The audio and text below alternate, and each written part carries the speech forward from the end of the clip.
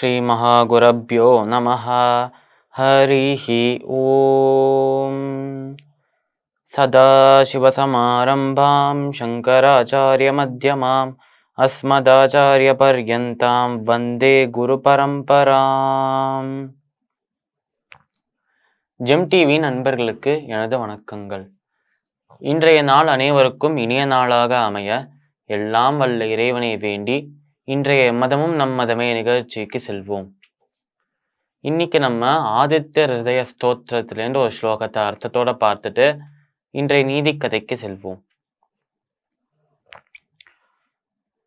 ஹரிதஸ்வசஹஸ்ராட்சி சப்த சப்தர் மரீச்சிமான் திமிரோன்மதன சம்பு த்வஷ்டா மார்த்தாந்த அம்சுமான். இது ஆதித்ய ஹிருதய ஸ்தோத்திரத்தோட 11வது ஸ்லோகம். இதுல அகஸ்தியர் நம்ம ராமரை பார்த்து என்ன சொல்றாரு அப்படின்னா, இந்த ஆதித்ய ஹிருதய ஸ்தோத்திரம் முழுக்கவே நம்மளோட அகஸ்தியர் ராமர்கிட்ட நம்ம ஆதித்யன் அதாவது சூரியனின் பெருமைகளையே எடுத்து சொல்றார். இந்த ஸ்லோகத்துல என்ன சொல்றார் சூரியனை பத்தி அப்படின்னா, ஹரிதஸ்வ சஹஸ்ராட்சிஹி சப்த சப்திர் மரீச்சிமான்.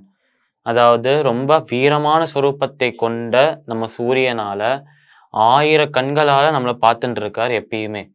இந்த 1000 கண்களால பார்க்கும் போதே நம்ம எல்லாருக்குமே ஒளியையும் தரார் அப்படின்னு சொல்றார் நம்மளோட அகஸ்தியர்.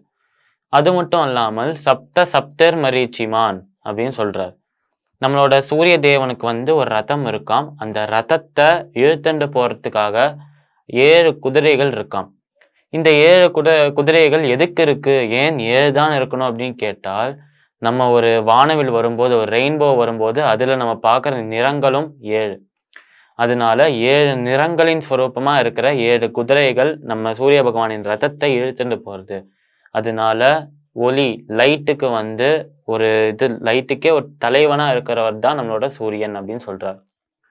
ஹரிதஸ்வ சஹஸ்ராட்சிஹி சப்த சப்தர் மரீச்சிமான் திமிரோன் மதன சம்பு த்வஷ்டா மார்த்தாந்த அம்சுமான்.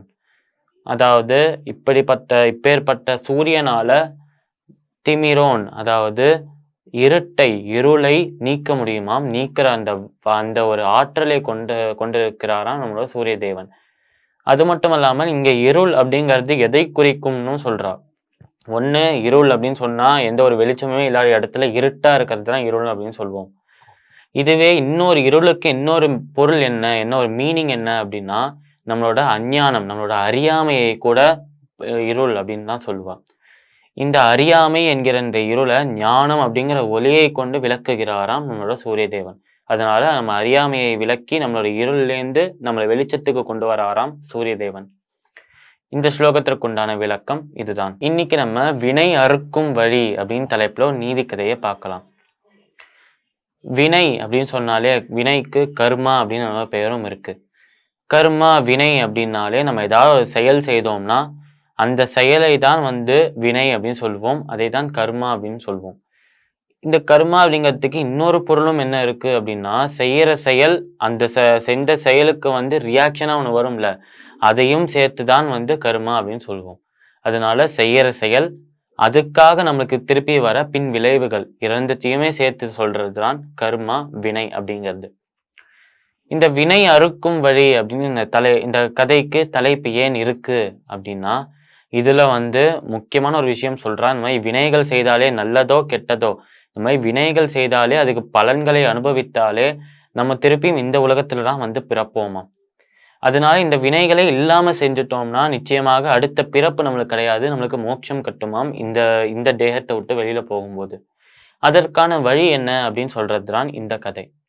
இந்த கதை எப்படி ஆரம்பிக்கிறது, இந்த நீதியை எப்படி விளக்குறது, நாளைய தினம் பார்க்கலாம். மீண்டும் நாளை சந்திப்போம். நன்றி, வணக்கம்.